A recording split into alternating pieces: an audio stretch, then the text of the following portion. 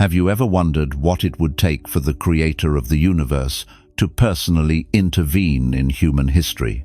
What would it look like when the God who commands the stars and governs the seasons decides to demonstrate his absolute power over an entire empire?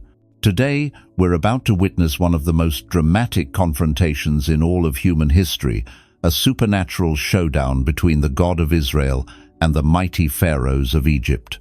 Picture this: the most powerful civilization on earth, with its towering pyramids, vast armies, and gods carved from stone, suddenly finds itself helpless before plagues that defy all natural explanation.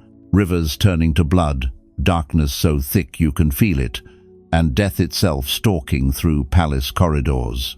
This isn't fiction, this is the historical account of when heaven's judgment was unleashed upon the land of Egypt.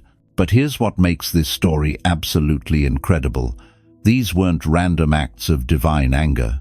Each plague was a surgical strike against Egypt's religious system, methodically dismantling their belief in false gods while revealing the supreme authority of the one true God.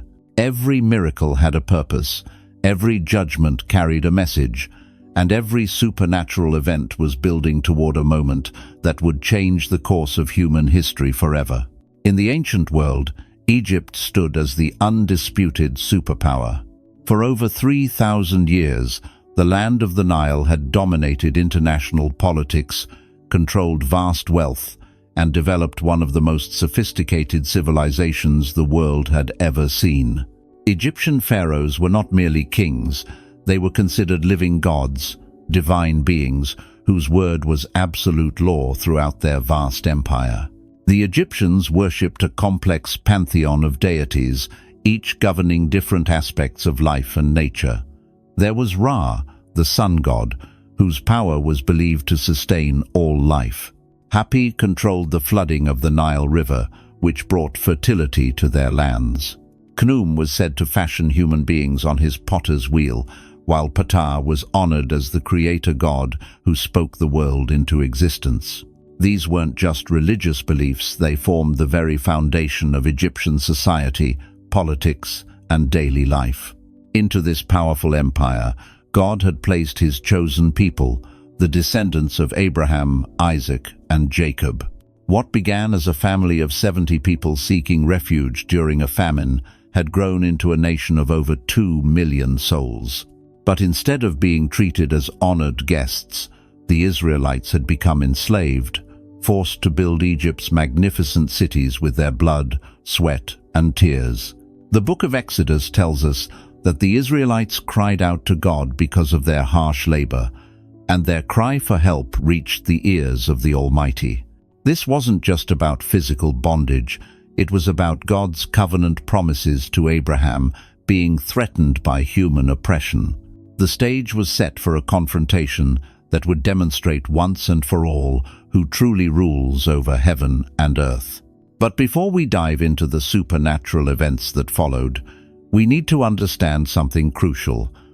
God didn't unleash these plagues impulsively. Each miracle was precisely calculated to expose the powerlessness of Egypt's gods while revealing the supreme authority of Israel's God. This wasn't random destruction, it was divine education on a national scale. The confrontation began with a simple request. Moses and Aaron, chosen as God's messengers, approached the throne of Pharaoh with a straightforward demand. "Let my people go." But Pharaoh's response revealed the depth of his arrogance and the blindness of his heart. "Who is the Lord that I should obey his voice and let Israel go? I do not know the Lord, and I will not let Israel go." These words would prove to be the most costly mistake in Egyptian history. Pharaoh was about to discover exactly who the Lord was, and Egypt would pay an unimaginable price for their ruler's stubborn defiance. The first plague struck without warning.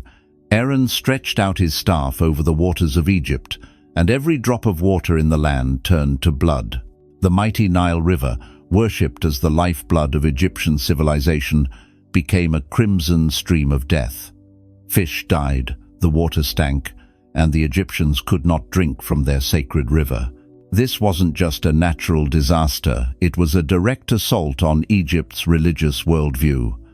The Nile was considered the embodiment of Hapi, one of their most important deities. By turning their god into blood, the true god was demonstrating that their objects of worship had no power whatsoever. What they revered as divine was nothing more than water that could be transformed at the word of the Almighty. But notice something fascinating.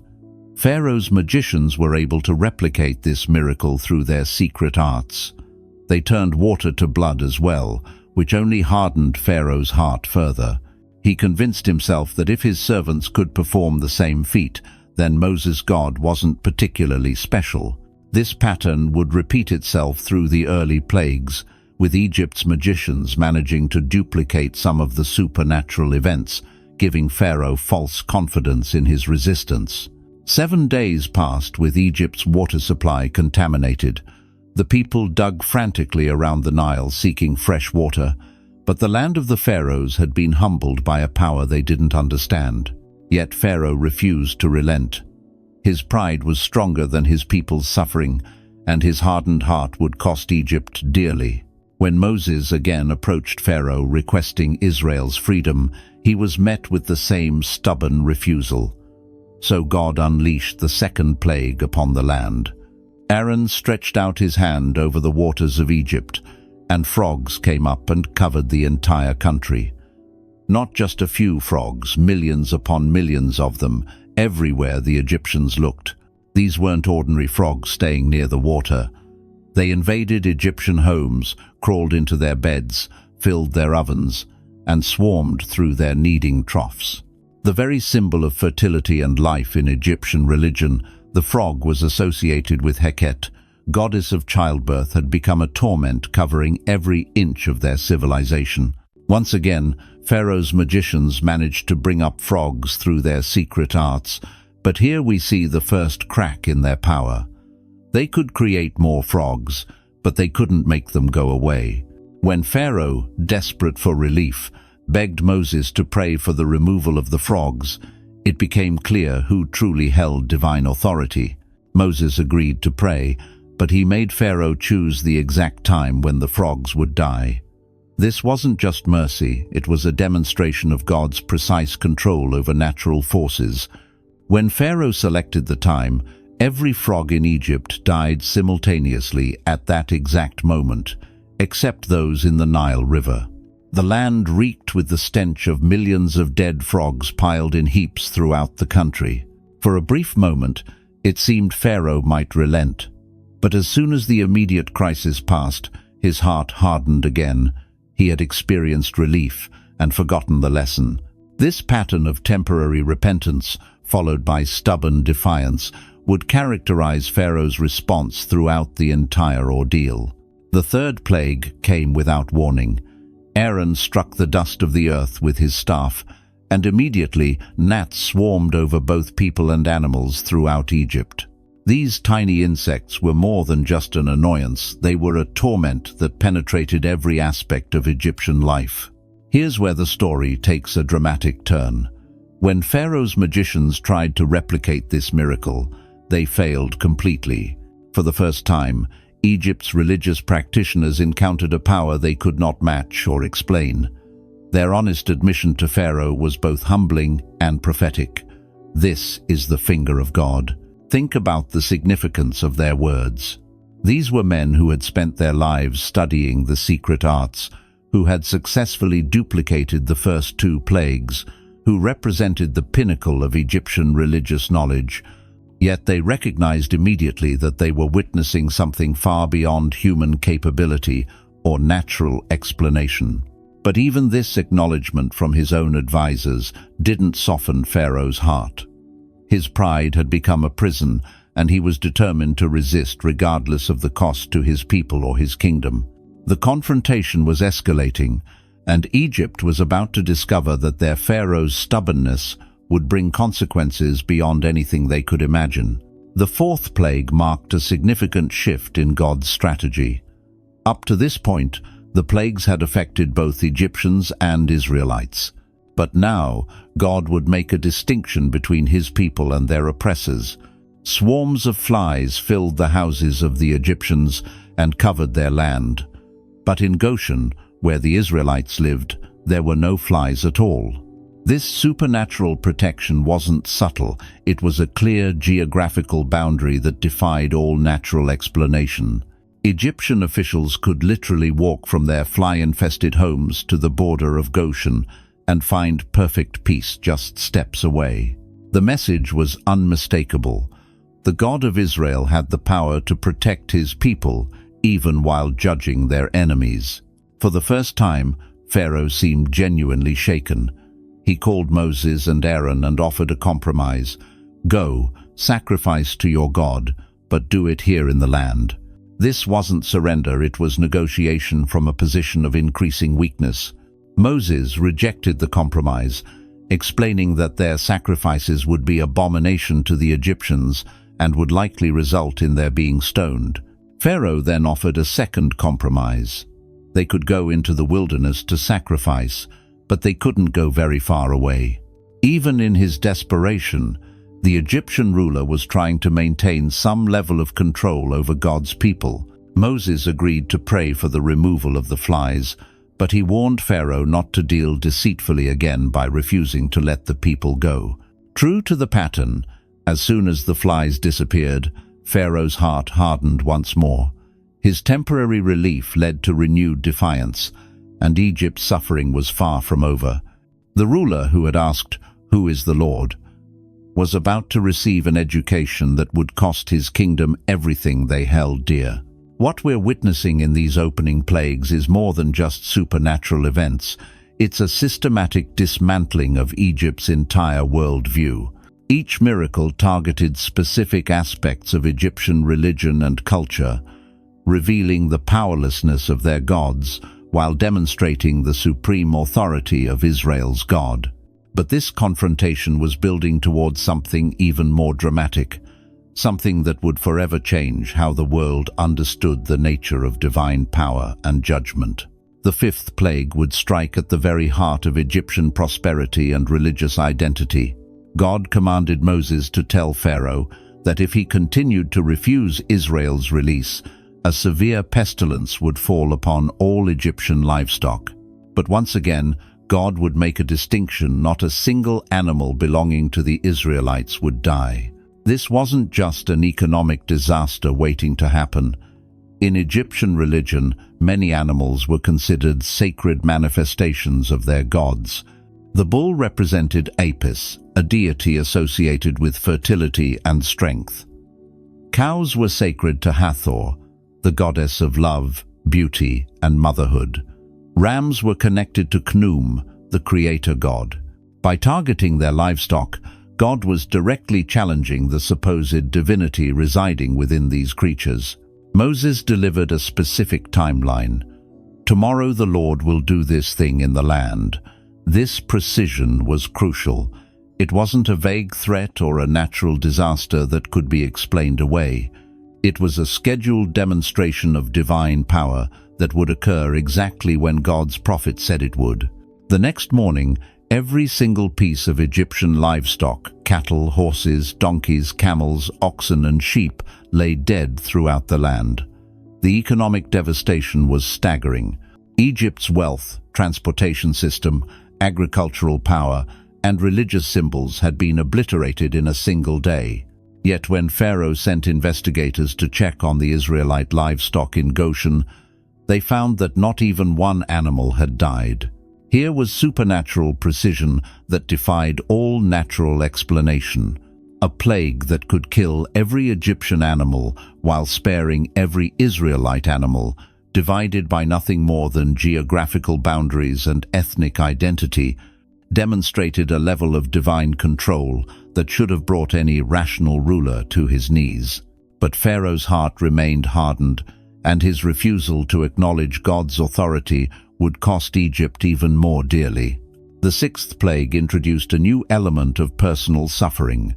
God commanded Moses and Aaron to take handfuls of soot from a furnace and throw it into the air in Pharaoh's presence. As the ash spread throughout Egypt, it would cause painful boils to break out on both people and animals throughout the land. This plague was particularly significant because it targeted the human body itself. In Egyptian belief, physical perfection was associated with divine favor, while deformities and diseases were signs of divine displeasure. Egyptian priests had to be physically perfect to serve in their temples, and any blemish would disqualify them from their religious duties. When the boils erupted, they didn't just cause physical agony, they created spiritual chaos within Egyptian society. Temple rituals ground to a halt as priests found themselves ceremonially unclean. The very people responsible for maintaining Egypt's relationship with their gods were suddenly unable to perform their sacred duties. It was as if God was systematically dismantling Egypt's religious infrastructure piece by piece. Even Pharaoh's magicians, who had managed to duplicate the early plagues, were now helpless victims themselves. They couldn't even stand before Moses because of the severity of their boils. The men who had represented Egypt's supernatural power were reduced to suffering servants, unable to provide any relief or explanation for their nation's torment. But perhaps most telling was Pharaoh's continued resistance, even while his own body was covered with painful sores.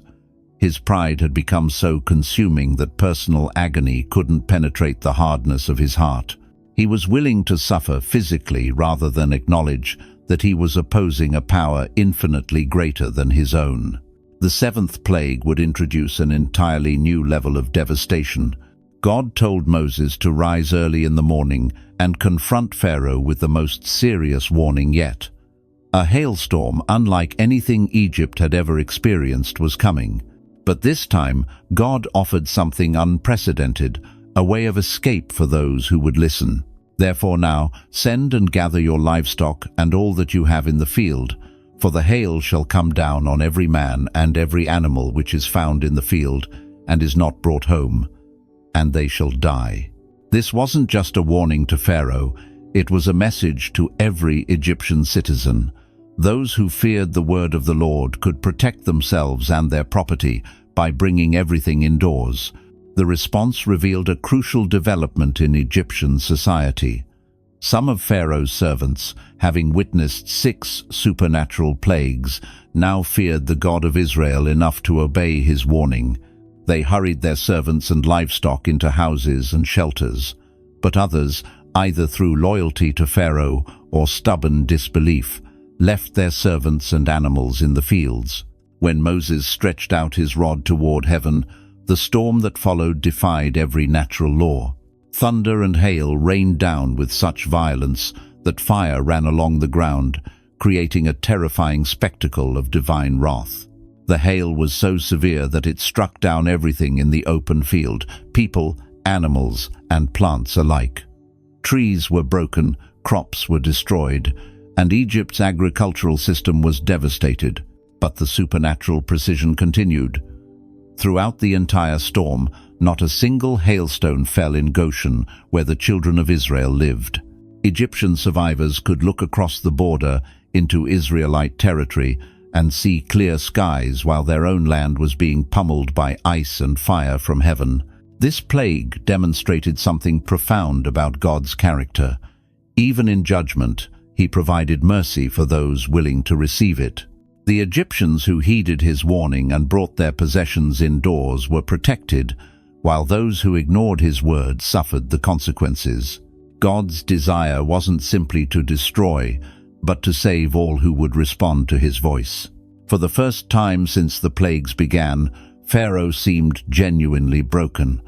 He summoned Moses and Aaron and made what appeared to be a complete confession. "I have sinned this time. The Lord is righteous, and my people and I are wicked.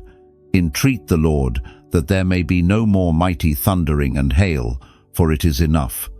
I will let you go, and you shall stay no longer." The words sounded like genuine repentance, but Moses had learned to read Pharaoh's heart. Even as he agreed to pray for the storm's end, he told the Egyptian ruler, "I know that you and your servants do not yet fear the Lord God." Moses understood that this was temporary desperation, not lasting transformation.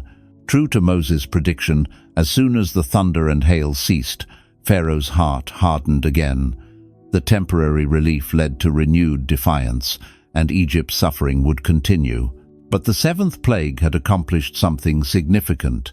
It had created a division within Egyptian society itself. Some Egyptians were beginning to fear the God of Israel, while others remained loyal to their increasingly destructive king. The stage was now set for plagues that would push Egypt beyond the breaking point. What had begun as a confrontation between Moses and Pharaoh had evolved into a supernatural education for an entire civilization.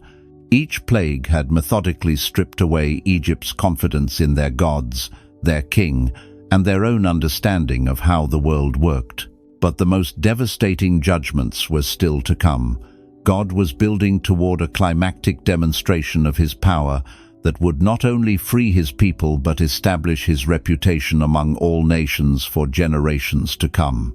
Egypt was about to learn that when the Creator of the universe declares his will, no earthly power can stand in opposition. The eighth plague would bring a terror that would darken Egypt's future in the most literal sense possible.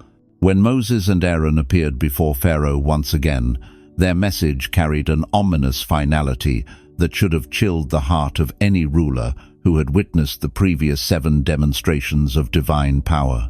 If you refuse to let my people go, behold, tomorrow I will bring locusts into your territory, and they shall cover the face of the earth, so that no one will be able to see the earth. And they shall eat the residue of what is left, which remains to you from the hail, and they shall eat every tree which grows up for you out of the field.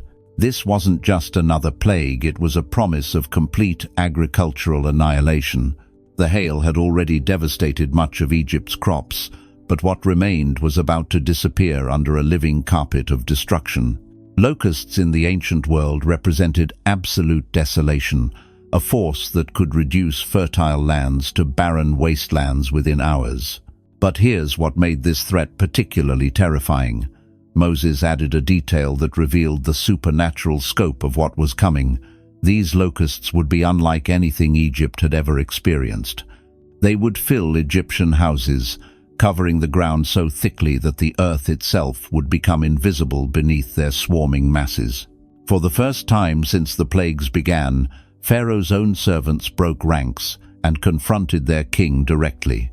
These weren't foreign enemies or Israelite slaves. These were Egyptian officials, men who had served Pharaoh faithfully and watched their nation suffer through 7 supernatural disasters. Their words carried the weight of desperate patriotism. How long shall this man be a snare to us? Let the men go, that they may serve the Lord their God. Do you not yet know that Egypt is destroyed? Think about the courage it took for these officials to speak these words. They were essentially telling their god-king that his pride was destroying their civilization.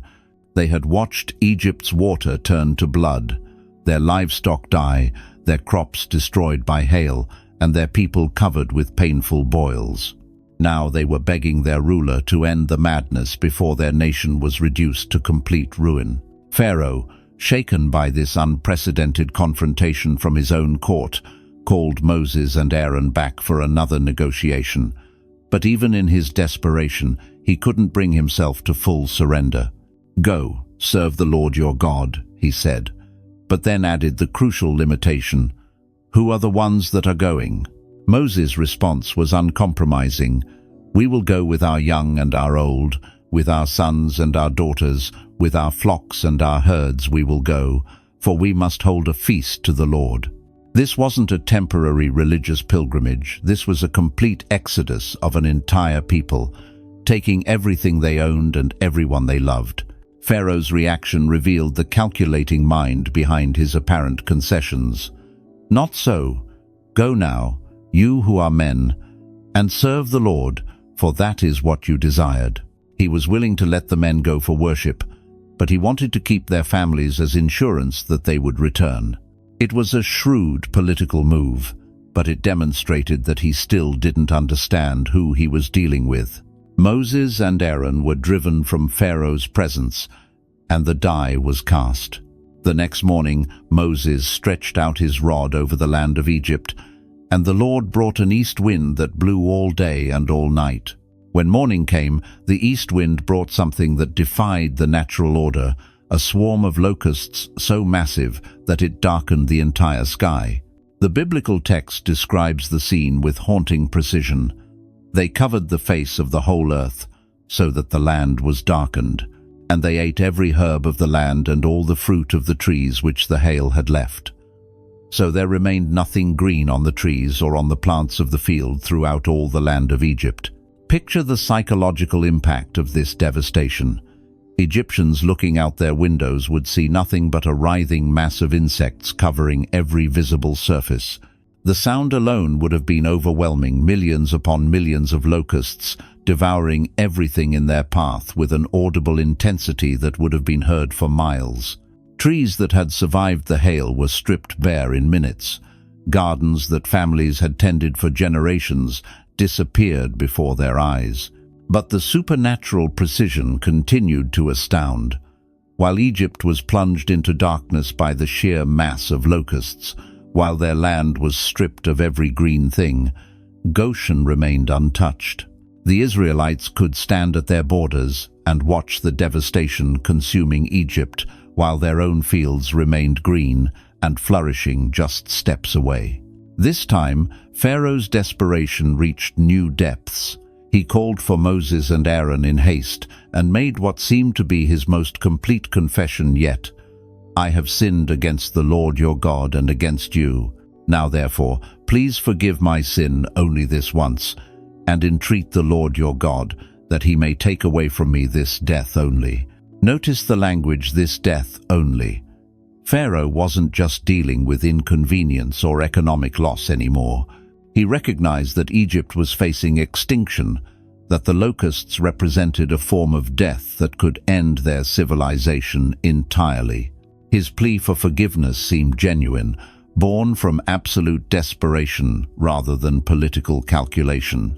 Moses, ever faithful to his role as intercessor, prayed to the Lord, and God responded with a strong west wind that caught every single locust and drove them into the Red Sea. Not one locust remained in all the territory of Egypt.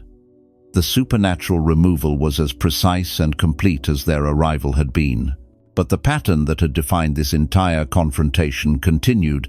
As soon as the immediate crisis ended, the Lord hardened Pharaoh's heart, and he refused to let the children of Israel go. What happened next would push Egypt beyond the boundaries of human endurance. The ninth plague introduced a terror that went beyond physical suffering or economic devastation. It attacked the very foundation of Egyptian religious belief and daily existence. Moses stretched out his hand toward heaven, and there was thick darkness over all the land of Egypt for 3 days. But this wasn't ordinary darkness, not simply the absence of light. The biblical text describes it as darkness that could be felt, a supernatural gloom so dense that it had physical properties, so complete that it seemed to press against human skin like a tangible substance. For 3 days, no Egyptian could see another person, and none rose from their place. Think about the implications of this supernatural darkness. Egypt was a civilization built around the worship of Ra, the sun god, whose daily journey across the sky was considered essential to all life. Their entire religious calendar, their understanding of time itself, revolved around the cycles of light and darkness that Ra supposedly controlled. Now they're iterated by a darkness so profound that it seemed to have substance, natural weather. Not dimmed by eclipse, but completely able God had been extinguished, not clouded over by. Egyptian priests who had spent their lives serving Ra found themselves unable to perform their daily rituals, unable even to see their own hands in front of their faces. But the supernatural distinction that had marked the recent plagues continued with devastating clarity. While Egypt was plunged into a darkness that could be felt, all the children of Israel had light in their dwellings. The contrast wasn't subtle, it was a glaring demonstration of divine favor that no Egyptian could miss or explain away. Imagine being an Egyptian during those 3 days of darkness.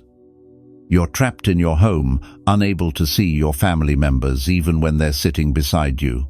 The silence would have been deafening, broken only by whispered conversations and the sounds of people trying to navigate their own homes by touch. Meanwhile, just across the border in Goshen, you can see the warm glow of light emanating from Israelite homes, a constant reminder that their God has power over the very forces your civilization claims to worship. This plague struck at something deeper than physical comfort or economic stability. It attacked the Egyptian understanding of reality itself. How could their sun god be powerless to penetrate this supernatural darkness? How could the god of their slaves control the very light that their most important deity was supposed to govern? The questions would have been as tormenting as the darkness itself. After 3 days of this supernatural night, Pharaoh called Moses once again. His latest offer revealed both his growing desperation and his continued attempts to maintain some level of control. "Go, serve the Lord. Only let your flocks and your herds be left behind. Let your little ones also go with you." This was significant progress from his earlier positions. He was now willing to let the women and children go, something he had refused just one plague earlier. But his insistence on keeping the livestock revealed that he still didn't understand the nature of complete surrender that God required. Moses' response was absolute. "You must also give us sacrifices and burnt offerings, that we may sacrifice to the Lord our God. Our livestock also shall go with us, not a hoof shall be left behind. For we must take some of them to serve the Lord our God. And even we do not know with what we must serve the Lord until we arrive there." This wasn't negotiation, this was a declaration that God's demands would be met completely or not at all. There could be no partial obedience, no compromise solutions, no middle ground between submission to the Almighty and continued rebellion. Either Pharaoh would release Israel entirely, or Egypt would continue to suffer the consequences of opposing divine will. Pharaoh's reaction revealed that his heart had reached a point of no return.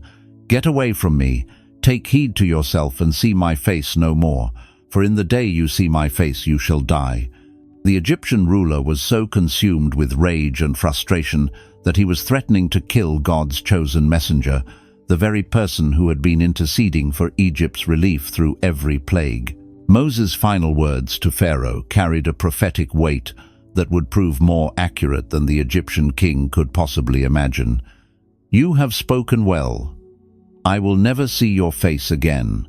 This wasn't just acceptance of Pharaoh's banishment, it was a declaration that their confrontation had reached its ultimate conclusion. But before Moses left Pharaoh's presence for the final time, God revealed to him what was coming next. The 10th plague would be unlike anything Egypt had experienced. It would be so devastating, so precisely targeted, so overwhelming in its scope and finality, that it would not only free the Israelites, but establish God's reputation among all nations for generations to come. The God who had systematically dismantled Egypt's religious system, demonstrated his control over their natural resources, and plunged their land into supernatural darkness, was preparing to deliver a judgment so decisive that no earthly power would ever again question his absolute sovereignty. Egypt's education in divine authority was about to reach its climactic and terrible conclusion. The confrontation that began with Pharaoh's arrogant question, "Who is the Lord that I should obey his voice?" was building toward a night that would forever answer that question in terms no civilization could ignore or forget. The most powerful empire on earth was about to discover that when the creator of the universe declares his will, resistance is not just futile, it's catastrophically destructive. The stage was set for a judgment so final, so devastating, that it would echo through the corridors of history for thousands of years. God spoke to Moses with words that would chill the heart of any parent, any ruler, any person who understood the precious nature of life itself. "About midnight I will go out into the midst of Egypt, and all the firstborn in the land of Egypt shall die. From the firstborn of Pharaoh who sits on his throne, even to the firstborn of the female servant who is behind the handmill, and all the firstborn of the animals. This wasn't just another plague. This was death itself walking through the palaces and peasant homes of Egypt. The 10th plague would strike at the very heart of Egyptian society, targeting not just their economy or their comfort, but their future. Every Egyptian family would lose their eldest son. Every household would be plunged into mourning. Every hope for the next generation would be cut down in a single night. But notice the precision of God's judgment. This death would respect no social boundaries. The firstborn of Pharaoh, heir to the throne of the world's greatest empire, would die alongside the firstborn of the lowest slave girl grinding grain. Egyptian society was built on strict hierarchies, elaborate class distinctions, and carefully maintained social orders. Yet death would move through their land with complete equality, recognizing no rank, no privilege, no protection that human power could provide. The message was unmistakable. When God acts in judgment, earthly authority becomes meaningless. All the wealth of Egypt, all their military might, all their sophisticated civilization could not protect them from this final demonstration of divine power. The God they had refused to acknowledge was about to prove his absolute sovereignty in the most personal and devastating way possible. But even in this ultimate judgment, God's mercy would shine through for those willing to receive it. He provided the Israelites with detailed instructions for a ritual that would become the foundation of their national identity, the Passover. Each family was to select a lamb without blemish, keep it for 4 days, then sacrifice it at twilight. They were to take the blood of this lamb and apply it to the doorposts and lintel of their houses. The symbolism was profound. The lamb had to be perfect, representing the spotless sacrifice required to satisfy divine justice. The blood had to be visible on the outside of their homes, a public declaration of faith in God's protection. This wasn't a private religious ceremony, it was a bold proclamation that they trusted in the God of Israel rather than the gods of Egypt. God's promise was absolute. When I see the blood, I will pass over you, and the plague shall not be on you to destroy you when I strike the land of Egypt.